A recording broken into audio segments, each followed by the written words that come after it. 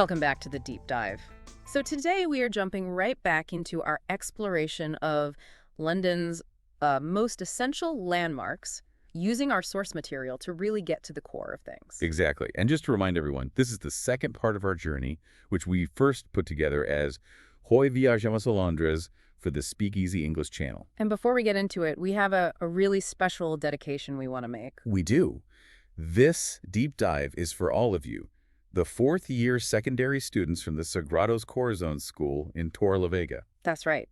So our mission today for you is really laser-focused. We're trying to give you a shortcut, a summary of the most characteristic nuggets of info for each big site. So you can be instantly well-informed. We've pulled together all these sources that show just how complex London is. It's a city that's kind of living in multiple time periods at once. From Roman times right up to, gleaming modern skyscrapers? Yeah, and we're going to connect some of those dots. Okay, let's do it. Let's start at what you could call the heart of the city, both politically and, I guess, in terms of time itself. Westminster. And the structure everyone just calls Big Ben. Right. And the first essential nugget here is a classic misconception. That Big Ben isn't the tower. It's not the tower, it's the bell. The huge 14-ton bell inside the tower. And the tower's proper name is the Elizabeth Tower. It is now, yeah. Yeah. It was renamed in 2012 for the Queen's Diamond Jubilee.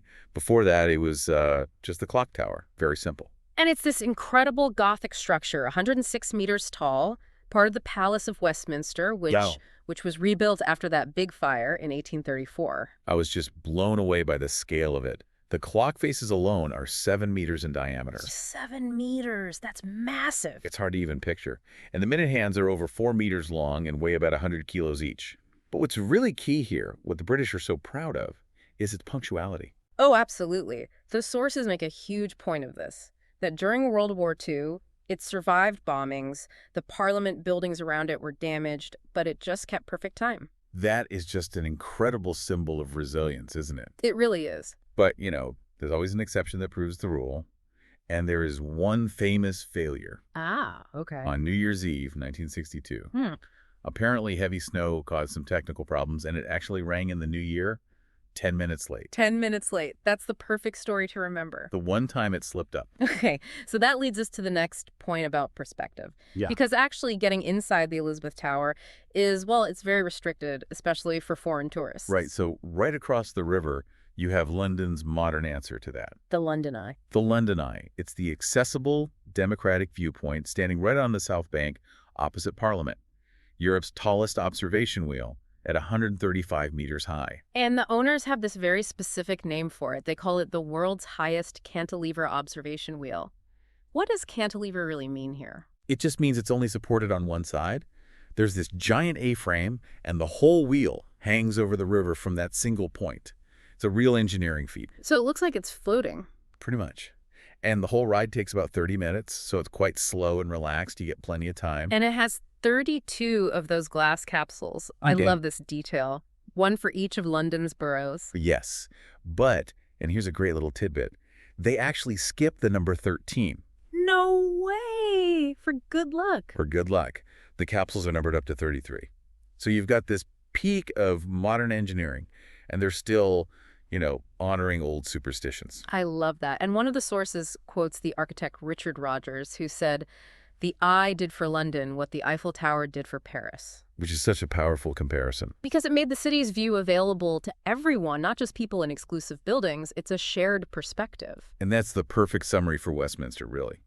You have the old, permanent, precise power of the Elizabeth Tower on one side of the river.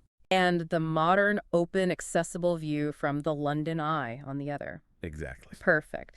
Okay, let's come down from those heights and get into London's foundations, the markets, starting with the oldest one of all, Borough Market. The age of this place is it's staggering. We're talking about market activity on that spot since before 1014. 1,000 years. Over 1,000 years. Yeah. It is London's oldest market. And today it's known for just incredibly high-quality fresh food and amazing gourmet street food. This isn't just any old market.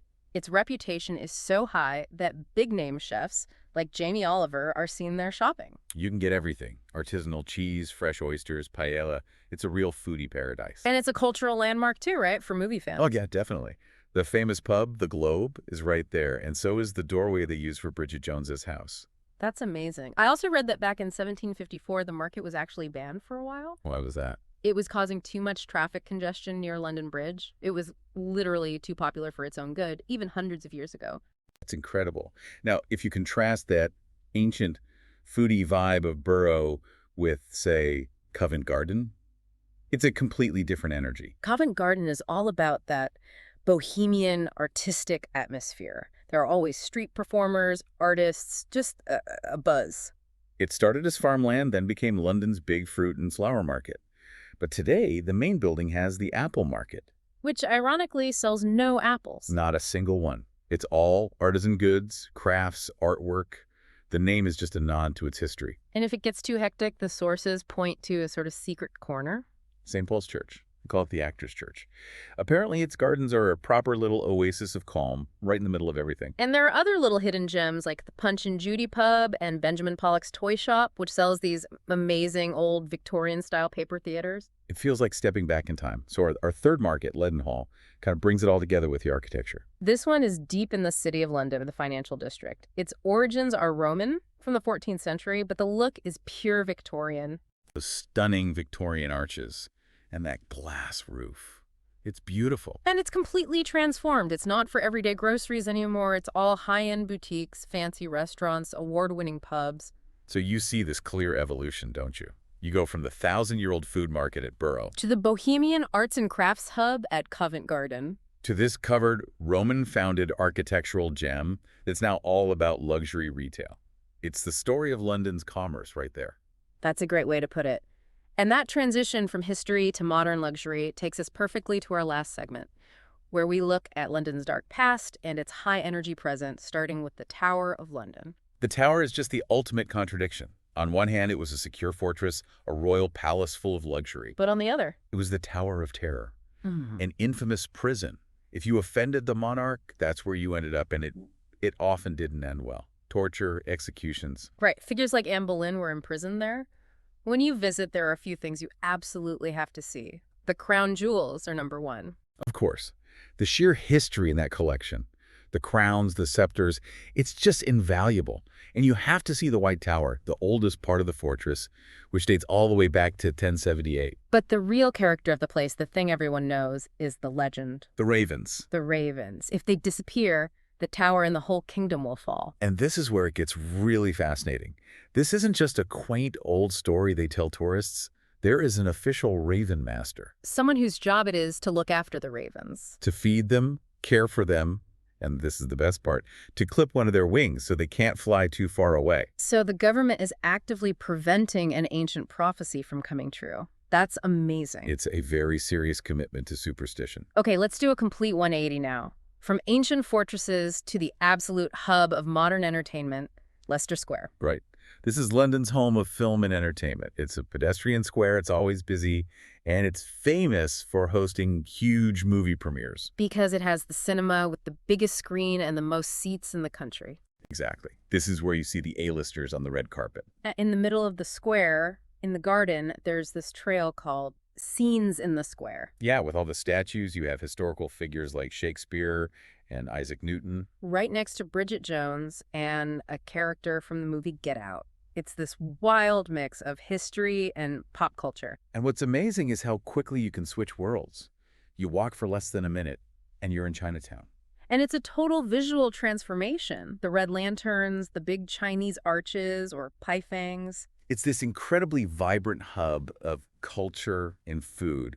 Over 80 Asian restaurants and supermarkets selling all these exotic ingredients. And the Chinese New Year celebrations there are supposed to be the biggest outside of Asia. Which just shows you how this global culture is right there at the very heart of the city's entertainment district. Okay, so for our final stop, we're going back up high, but this time it's a bit different. If the London Eye is the paid view, the Sky Garden is London's highest public garden, and it's free.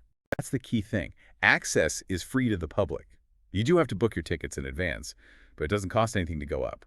It's located at One Sky Garden Walk, and it offers just these incredible views of the city from inside this beautifully landscaped garden. There are also some very nice restaurants and bars up there, so you can make an evening of it.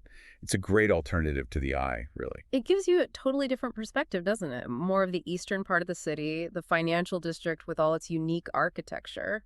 So if we pull all of this together, London is just a city of these incredible contrasts. You have the thousand-year-old permanence of Borough Market. Compared to the modern, democratic, and technically temporary experience of the Sky Garden or the London Eye. Right, and it operates on so many levels at once. It's a city of absolute precision, with the bell of the Elizabeth Tower. And also a city of eternal kind of spooky legends with the ravens. It's got high-stakes luxury and street food that's been around for centuries. Which brings us to a final thought for you to chew on. Our sources show that London is a place where you can literally stand in a thousand-year-old market, a market that was once banned for causing too much traffic. And at the same time, look up and see these radical futuristic skyscrapers like the Shard right next door. So the question is, what does that intense coexistence, that mashing together of deep history and the cutting edge of the future, what does that actually mean for the city's identity today? That is the ultimate question and a perfect place to leave it. Thank you so much for joining us on this deep dive into London.